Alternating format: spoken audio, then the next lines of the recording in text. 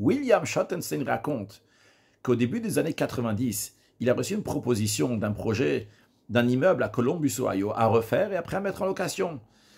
Ce n'était pas des années dans lesquelles le business était très florissant et il avait un doute, est-ce qu'il le fait ou pas. Son frère lui a dit, va demander au rabbi. Lui, il dit, j'ai entendu des histoires du rabbi, ils avaient l'air fabriquer ces histoires-là, impossible. Mais il est parti chez le rabbi, il a demandé une bracha. Le rabbi lui a donné une bénédiction pour ce projet-là. Il lui a dit d'étendre le projet. Il s'est dit, le rabbi n'a pas compris, parce que j'ai toute la parcelle, tout l'endroit où se trouve l'immeuble. Il n'y a que ça, il n'y a pas où étendre le projet. Qu'est-ce que le rabbi dit d'étendre le projet?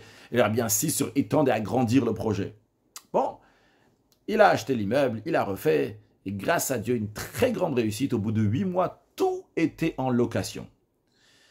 Il y avait parmi les locataires plus importants une certaine banque. Cette banque-là a commencé à grandir et avait besoin de plus de place. Ils ont demandé à William, on a besoin de plus de place, t'as une solution? William a vu avec la ville et il s'est arrangé pour acheter l'endroit qui était juste à côté. Et là-bas, il a construit un immeuble qui fait 2 fois et demi la taille du premier immeuble dans lequel il y a eu la bracha du rabbi. Il a compris quand le rabbi a dit d'étendre et d'étendre encore plus et d'agrandir, le rabbi sait exactement ce qu'il dit.